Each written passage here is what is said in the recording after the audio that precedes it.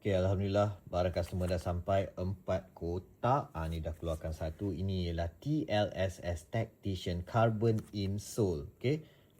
So ramai juga orang order ni. Banyak gila. Aku tak really expect. Tapi orang really nak this one. Which mean ada demand. So apa benda sebenarnya?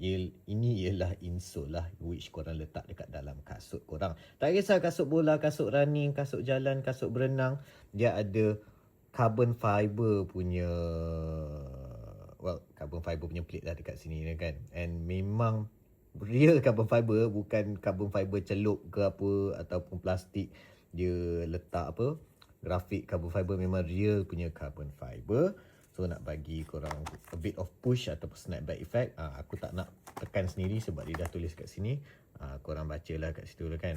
So bagi dia naturally bend lah kat dalam kasut. So dia akan bagi snapback effect sikit and membantu korang punya sprinting lah. Tak adalah bagi kau gila-gila laju, tapi ada that feeling lah. Kalau korang yang dah pakai kasut yang ada plate atau carbon fiber plate, korang akan faham lah apa aku maksud kan. Nipis sahaja. And then dia ada T-Nano Grip dekat atas ni. So teknologi T-Nano Grip ni, dia lebih kurang macam it's a grip punya insole, but special dia kalau basah baru dia akan grip. Kalau tak basah dia takkan grip lah. Sebab kalau dia grip all the way kan, even tak basah pun nak masuk dalam kasut pun maybe a bit susah. But this one senang. Bila korang basah, berpeluh kat kaki ke atau kau letak ais ke, dia memang akan grip. Macam sekarang aku punya jari kering, jadi aku pegang ni pun rasa macam biasa sahajalah.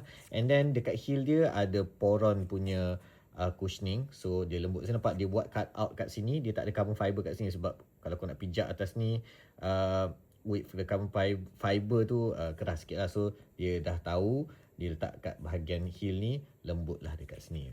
Overall dekat sini pun semua ada EVA punya foam, so lembut juga. And nipis sahaja. So macam mana? Minat tak nak try?